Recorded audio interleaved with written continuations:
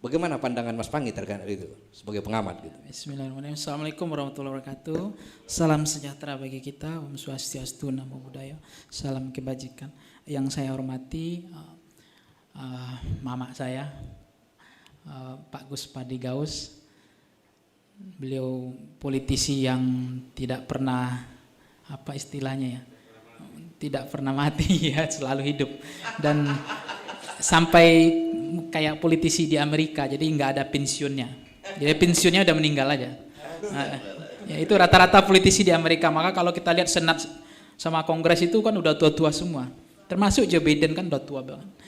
Jadi nggak ada seperti Pak JK itu. Oh saya nanti udah selesai wakil presiden, saya mau pergi ngurus musola aja jadi garim. Nggak ada itu kalau di Amerika. Tapi itu cerita ya yang menarik. Jadi Pak Gus Padi pernah jadi calon anggota DPRD provinsi juga, anggota DPRD provinsi pernah, ya 3 periode sebagai anggota DPRD provinsi sampai sekarang DPR RI, pernah juga calon bupati. Yang saya hormati juga abang saya, Bang Mardhani Alisera, politisi dari PKS. Beliau terlalu semangat yang kalau ketemu Bang Mardhani ini semangat yang saya hormati moderator kita Bang Erwin. Terima kasih atas undangannya Ketua Press Room Bang Ari ya untuk hadir hari ini, dan teman-teman rekan-rekan wartawan yang saya hormati yang tidak bisa saya sebut satu persatu. Ada pertanyaan yang menarik sebetulnya, apakah memang kita ini berani untuk politisi gimmick politik atau gencu politik? Ya, dalam arti konteks gimmick atau gencu ini kita enggak kata-kata itu tidak seindah perbuatan. Jadi itu keunggulan politisi hari ini sebetulnya ada catatan bahwa kata-kata netral, kemudian tidak partisan, tidak terjebak birokrasi pada politisasi. Ini kan sebuah hal, nilai-nilai yang disampaikan Pak Gus Padi tadi adalah nilai-nilai ideal. Yang itu mimpi, cita-cita. Tapi rasa-rasanya kok saya nggak percaya itu gitu. Karena yang namanya kontestasi, pertarungan, biasanya yang sering pakai patsun-patsun itu yang biasanya rontok semua gitu. Bukan berarti kita gaya-gaya Karl Marx ya atau Immanuel atau yang menghalalkan segala cara dalam politisi, tetapi cenderung yang namanya orang untuk menjadi PJ saja itu udah DNA politiknya udah kuat. Nggak mungkin yang namanya Heru itu yang sekarang menjadi PJ DKI kalau nggak punya DNA politik, nggak mungkin. Kalau PNS standar saja saya nggak percaya. Pasti dia punya DNA politik. Karena yang jadi sekda, yang jadi kepala daerah, dia sudah punya DNA politik. Dia sudah punya jejaring politik.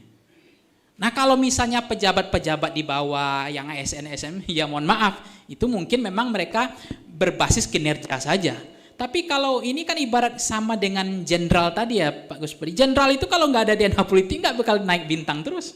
Ya segitu-gitu aja, mohon maaf gitu. Pasti ada DNA politik, ada jaringannya gitu. Apalagi udah bicara jenderal bintang 1, bintang 2, bintang 3, itu koneksinya itu udah beda. Jadi itu bukan jaringan biasa. Nah, syukur-syukur memang kita, karena Pak Gus Padi Gaus, mama saya ini ngajarin berpikir positif kan gitu. Nah syukur-syukur memang yang PJ gubernur sekarang atau PJ bupati wali kota sekarang nggak punya DNA politik. Betul-betul murni DNA-nya berbasis kinerja. Jadi itu yang beliau sampaikan. Nah itu yang menarik bagi saya. Kalau yang kedua adalah, ya kalau apa yang disampaikan Bang Mardhani aja udah kelihatan. Bagaimana mungkin logika akal saya mengatakan Pak Heru itu netral. Kalau memang benar itu nggak hoax ya, bahwa Pak Heru menghadiri relawan Pak Jokowi. Itu kan dalam logika common sense saya, mohon maaf, walaupun berbeda pandangan kita ya. Ya mohon maaf saya dikoreksi. Tapi bagi saya itu bukan DNA netralitas gitu. Itu bisa saja pendapat saya mengalami patahan di tengah jalan. Kalau ada yang nggak sepakat di sini. Tapi bagi saya itu bukan, itu DNA politik gitu. Bukan DNA kinerja gitu. Nah maka menurut saya kalau Gibran maju sebagai gubernur DKI Jakarta, apa yang terjadi?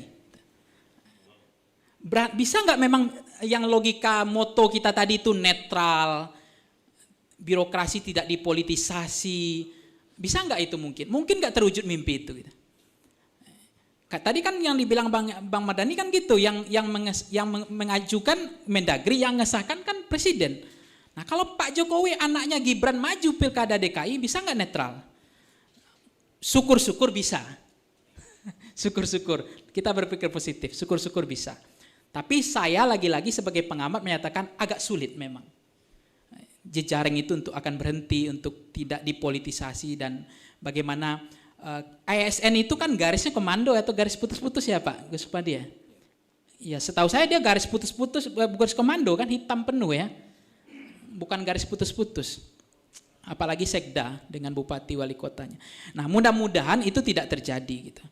Karena setahu saya Gibran mau maju jadi calon gubernur di DKI Jakarta.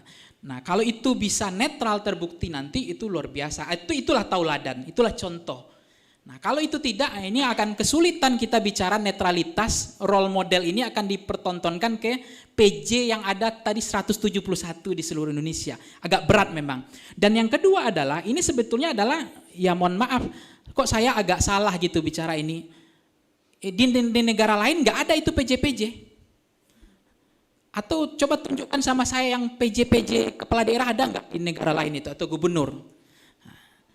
Saya tahu saya nggak ada. Jadi ini produk dari awal memang saya udah kasihan banget gitu bahwa kalau kemudian misinya kemarin adalah efisiensi, kemudian biaya bisa rendah, kemudian pemilu diserentakkan, bayangkan 1 tahun ya PJ. Nah kalau kemudian dia dianggap bekinerja baik, sukses menjadi PJ, dia bisa dipilih lagi ya Pak ya. Udah 2 tahun jadi PJ. Ini kan hebat sekali PJ 2 tahun gitu. Nah kalau baik lagi nanti kinerjanya bisa 3 tahun jadi PJ. Di negara lain setahu saya role model PJ begini 3 tahun nggak ada kalau negara demokrasi gitu. Kecuali role model bukan negara demokrasi. Ini menjadi kelemahan menurut saya. Kelebihannya ada nggak ada. Biasanya biayanya high costnya nggak ada. Dia nggak perlu mencetak spanduk Bang Erwin. Nggak perlu membiayai saksi. Pak Gus Padi tahu betul karena menantu beliau bupati di kabupaten saya, si Junjung. Dia tahu persis high cost-nya biaya jadi bupati. Nah ini PJ, dia biaya paket hemat. Dia nggak ada biaya. Dia nggak cetak spanduk, dia nggak biaya saksi, dia nggak biaya baliho, nggak ada biaya ngopinya, ngumpulkan relawan, tim sukses nggak ada. Iya, fotonya terpampang, ada. Ada dalam sejarah ya sebagai PJ kan. Nah itu kabar angin segarnya, baiknya. Memang dia tidak mengeluarkan biaya yang besar. Pertanggungjawaban beliau juga tidak terlalu kepada rakyat, dia sebagai PJ sementara. Nah saya nggak tahu juga kemarin ada PJ yang sudah memberhentikan. Kayak Jakpro itu boleh berarti. Pak Gus Padi kemarin kan Pak Heru memberhentikan Jakpro itu, maksudnya yang kepala dinas itu boleh. Kalau dia PJ bisa? Enggak, maksudnya diizinkan untuk mengganti kalau dia PJ. Kalau yang lama itu enggak. Aturan lama enggak. Tapi aturan baru ini PJ bisa menggantikan kepala dinas itu. Nah, itu kan DNA politik sebetulnya. Karena garis komandonya garis putus-putus, tegak lurus ini. Kalau misalnya nggak patuh ya diberhentikan kan. Nah itu kan harus tunduk kepada kehendak politik, itu yang saya khawatirkan. Nah kalau dulu katanya, benar saya nanti dikoreksi, dulu PJ itu nggak boleh memberhentikan kepala dinas atau kepala-kepala yang terkait dengan itu. Nah sekarang katanya, kata Pak Gus Padi nih bukan saya nih, PJ boleh menggantikan kepala dinas. Nah kalau itu benar, mohon maaf ya dikoreksi ya, berarti ini enggak bicara, kita udah gagal ini bicara netralitas itu. Karena kalau PJ sudah bisa punya otoritas, punya veto player untuk memberhentikan kepala dinas, itu sudah DNA politik. Kalau ada yang nakal, ada yang enggak mau patuh, sama saja dengan Pak Anies kenapa bisa bekerja lebih maksimal kan begitu? Karena wali kotanya dipilih oleh Pak Anies kan kira-kira gitu. Biasanya Mas Ganjar bilang gitu, jangan samakan saya mengurus DKI dengan Jawa Tengah. Jawa Tengah itu beda, beragam, dipilih rakyat secara langsung, bukan saya. Tapi Pak Anies itu pemilih wali kota itu beliau gitu. Jadi akan lebih maksimal, lebih efisien dalam bekerja. Maka tidak apple to apple membandingkan Jawa Tengah dengan DKI Jakarta, kira-kira gitulah ya. Nah, itu seolah-olah begitu. Jadi lebih mudah untuk mengontrol, mengawasinya. Tapi bagi saya tetap ada kelebihan dan kekurangan di dalam konteks itu gitu. Nah, itu yang kedua. Yang ketiga, kalau kemudian tidak ada, kalau nanti ada PJ yang 2,5 tahun itu sejarah. Kalau besok berhasil, dia setahun lagi 2 tahun jadi PJ itu sejarah. Ini juga menjadi menarik kalau memang harus dievaluasi sesuai seleranya yang melantiknya. Tapi menurut saya kalau nanti misalnya KPI-nya apa saya nggak tahu nih, standarisasi. Tapi kalau Bang Mardhani bilang tadi standarisasi bahwa PJ tidak boleh mencalonkan menjadi kepala daerah, itu kan sebuah resolusi yang menarik sebetulnya. Kalau kita sepakat. Tapi jangan lupa sekda-sekda di Indonesia itu punya DNA politik. Banyak yang jadi kepala daerah. Itu sekda-sekda. Nah, kalau kemudian besok 1 tahun dianggap mereka tidak dievaluasi benar, tapi KPI-nya kita nggak tahu, berarti 2 tahun jadi PJ gubernur, PJ bupati, dan PJ wali kota. Jadi kalau saya sebagai pendukung demokrasi yang sebetulnya ini menurut saya cacat sebetulnya gitu. Jadi kalau 2 tahun jadi PJ itu udah nggak sesuai dengan aspirasi suara rakyat, suara Tuhan, bahwa rakyat yang menentukan berkuasa, enggak lagi. Kecuali setahun itu masih it's okay lah gitu. Tapi kalau udah 2 tahun besok jadi PJ, menurut saya udah rusak ini gitu dengan adanya PJ 2 tahun itu. Apalagi mereka bisa memberhentikan kepala dinas tadi kan dan seterusnya. Nah, kalau TNI aktif masih ada nggak yang dipilih oleh Pak Joko, bukan oleh gubernur atau bupati TNI aktif, ini juga nggak boleh. Ini kalau ini ada TNI aktif masih dipilih sebagai PJ, menurut saya bahwa TNI harus pulang ke bara, bahwa TNI adalah abdi negara dan tidak terlibat dalam politik praktis, divisi ABRI dan tentara, maksudnya tentara kuda besi dan seterusnya, itu nggak relevan. Jadi mudah-mudahan PJ nanti itu memang harus tidak boleh tentara aktif itu harus purnawirawan. Nah, kemudian apakah ada potensi abuse of power? Itu tadi ada potensi abuse of power dalam konteks sebagai kepala daerah gitu. Nah, sekarang kan menarik adalah partai politik hari ini, contoh begini, Pak Gus Padi.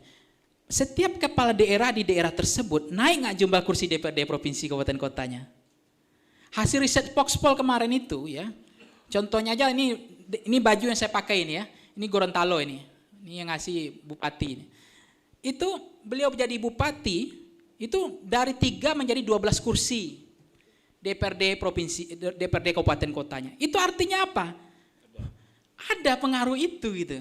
Makanya tadi ketika Bang Mardhani bilang ada tadi gubernur NTB menjadi dari PKS, jumlah kursi partainya PKS naik gitu. 2 kursi.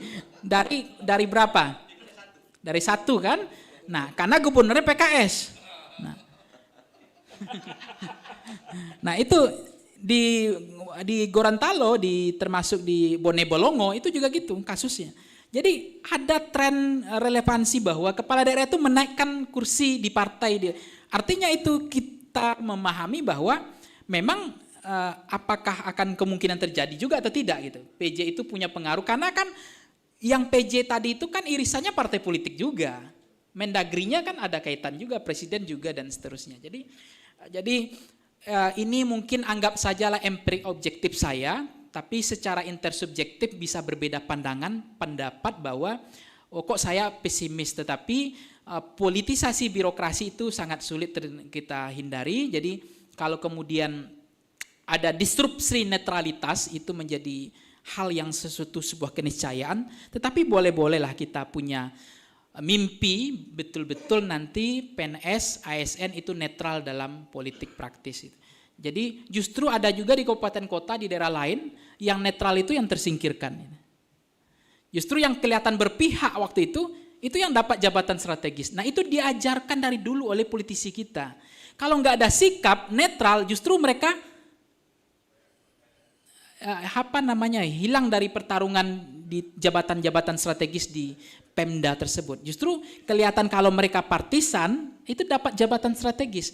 Itu nilai-nilai yang dirusak selama ini gitu. Jadi saya ingatkan, ada nggak yang berani mengatakan Pak Heru itu netral? Nah, itu pertanyaan. Gubernur DKI Jakarta ini ada yang nggak berani mengatakan netral, tapi kok saya merasa agak sulit ketika memang gubernur itu ada hubungannya dengan presiden gitu. Ada hubungannya dengan Kemendagri. Makanya ini contoh role model saja. Kalau nanti memang Pak Heru ini bisa membuktikan setahun ini di beliau netral, kita boleh berbangga gitu. Tapi kalau enggak berarti benar bahwa politisi bahwa netral itu hanya gincu, hanya enak diucapkan, tapi di prakteknya tidak sesuai dengan yang kita harapkan. Nah, saya berharap mudah-mudahan saja PJ itu semua netral. Terakhir, untung rugi gubernur itu dipilih tadi saya sudah sampaikan. Kemudian terkait juga terakhir adalah standarisasi PJ gubernur.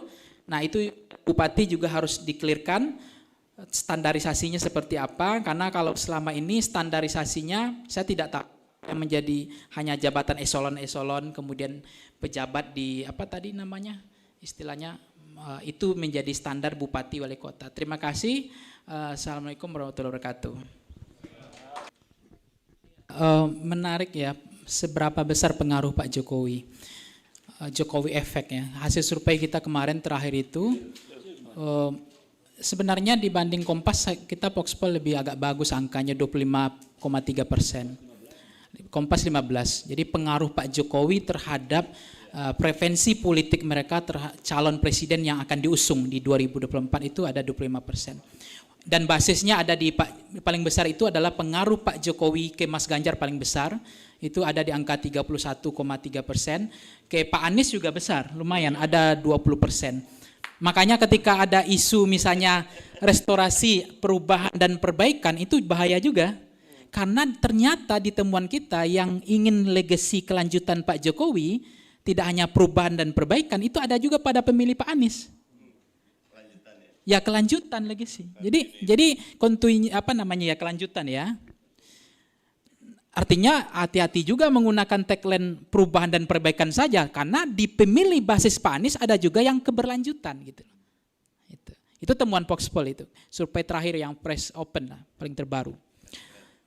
Yang kedua adalah, nah kalau bicara tentang pengaruh Pak Jokowi misalnya hari ini, seberapa besar pengaruh Pak Jokowi? Nah, seandainya memang PJ ini ada DNA politiknya Pak Jokowi semuanya, kita bisa bayangkan apa yang terjadi gitu. Dan ini agak sulit saya mengatakan bahwa apalagi bukti empirik objektif bahwa Pak Heru datang ke acaranya, ini di berita inilah.com, ini saya nggak tahu hoak atau enggak nih. Jokowi hadiri kumpul relawan GBK disambut langsung oleh PJ Gubernur. Nah, ini kan agak kesulitan kita secara akal sehat kita bahwa PJ itu akan netral gitu.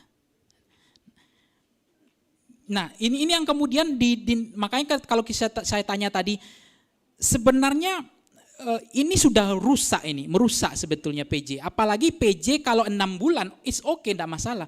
Tapi kalau PJ sudah setahun, 2 tahun, ini rusak Pak. Ini bukan saya sebagai lembaga survei nggak dapat proyek, nggak ada urusan ini. Tapi ini rusak jadinya gitu. PJ bisa setahun, diperpanjang lagi setahun, sampai nanti di 2024 November pemilihan. Nanti setelah itu diperpanjang lagi PJ karena pelantikan lagi. Bayangkan Pak, 3,5 tahun dalam sejarah demokrasi kita ada PJ 3,5 tahun coba. Iya, kalau ada gugatan diperpanjang lagi PJ-nya. Ini rusak Pak.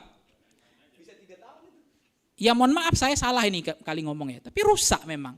Ada PJ sepanjang itu gitu. Hanya untuk bagaimana nanti pengaruh presiden ke PJ-nya. Kalau itu misi agendanya, ya mohon maaf ini.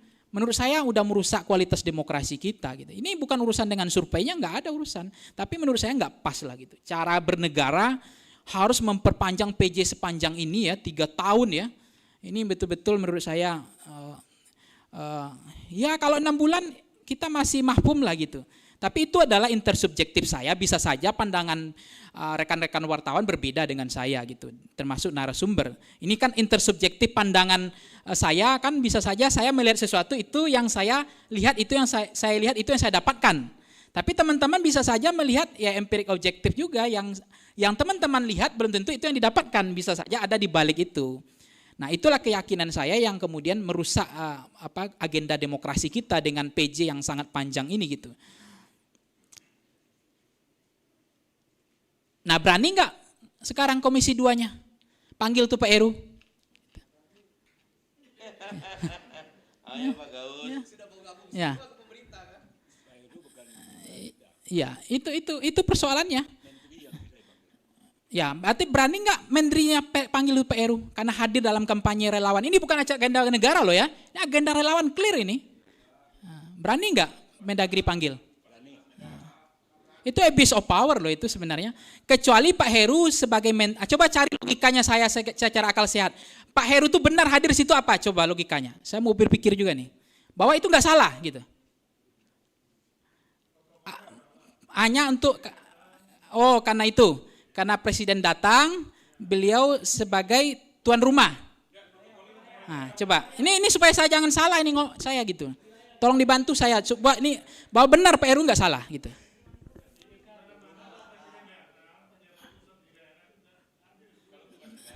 Itu Pak Jokowi hadir sana sebagai otoritasnya, sebagai tugas kepala negara atau sebagai calon presiden? Nah itu mungkin bisa benar juga, tapi saya nggak mau maksain juga, saya salah, saya benar, saya juga. Tapi ini biar aja berpikir kita ya. Nah jadi berani nggak gitu, kalau memang, karena nanti urusannya kan bagaimana hubungannya Pak Heru kemudian dengan presiden, dengan Mendagri gitu. Kelihatan banget kan artinya ya sebuah keniscayaan lah kita bicara tentang netralitas sebetulnya. Jadi sebetulnya itulah kesimpulan saya. Starting point saya, keynote saya, kalau kita bicara PJ gubernur netral, sudah terjawab, sudah semua diskusi kita ini terjawab. Nah itu saya ingin membuka pikiran kita bersama aja, bahwa menurut saya sebuah keniscayaan gitu. Terima kasih, Assalamualaikum warahmatullahi wabarakatuh. Assalamualaikum warahmatullahi wabarakatuh.